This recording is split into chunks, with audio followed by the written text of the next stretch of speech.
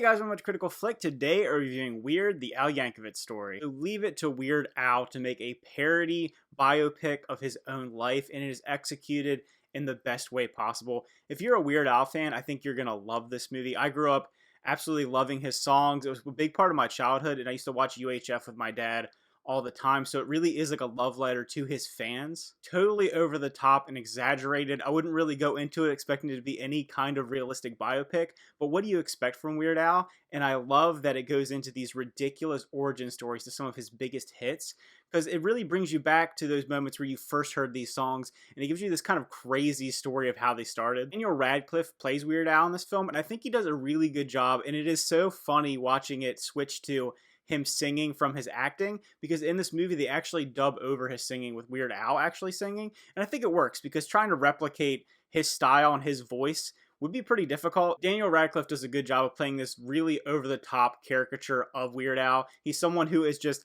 off the walls crazy half the movie. He goes from kind of a normal underdog story that you're rooting for to this super mega star, kind of the biggest artist in the history of the world. And it really pokes fun at the idea of parody songs in a way, because there is a part in this movie where they try to pretend that Eat It was an original song and Beat It is a copy of that, and you have Weird Al freaking out like, how can they do this? How can they make a parody of these songs? So it's kind of lampooning these people that don't like parodies and how ridiculous that sounds on its face. When I say this movie is kind of wild and ridiculous, there's some weird subplots that just really made me laugh. There's a whole storyline about Weird Al being in a relationship with Madonna, and it's just, if you're someone who follows Weird Al or you're from like this era and you know these celebrities, it's just so ridiculous the way that they structured this story. The comedy does work really well in my opinion. It is that kind of slapstick Weird Al comedy, so if you're not into that, you might not enjoy this movie. I do think if you've seen this movie and you like it, definitely check out UHF. It's a perfect companion piece together.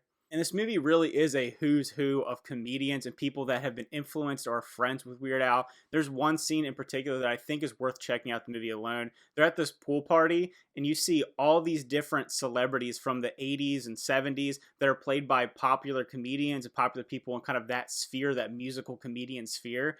And it's so funny, all the cameos. This movie is just a who's who of cameos in this space. I think they all do a really good job. Even Weird Al himself plays a character in the movie, and I think it works. Everything about it works. It feels like a almost big SNL sketch that is so well written and so well put together and self-aware. It's such a fun movie. Set design's pretty good because it has this almost over-the-top opulent look to it, especially when he becomes this huge mega celebrity. He's living in this mansion. He's almost like Scarface. He starts spiraling and he just becomes like what you expect as this pop culture icon that is struggling with his fame and his relationships. So it does tell like a real story of how people deal with these things. Probably not anything what Weird Al went through, but it is interesting how he's able to put his own little personal spin on that. It actually does have some sentimental undertones. There is some heart to this movie. It does kind of tell the story of you trying to follow who you are, follow your dreams, follow what you believe in, even if it seems ridiculous. And it's able to spin that on its head and give it its own little like weird take, if you will. So if I were to rate Weird, the Al Yankovic Story, I would give it an 8 out of 10. It's probably my favorite comedy of the year so far. It's so much better than I expected. And it's great that it's streaming for free on Roku, so you can just go and check it out. There's a couple commercials in there, but I definitely recommend if you have some free time, if you're a Weird Al fan, if you like that kind of offbeat slapstick comedy, I think you'll have fun with this one. If you checked out the movie, let me know what you thought about it. Leave those comments down below. Remember to like and subscribe, and see you guys next time.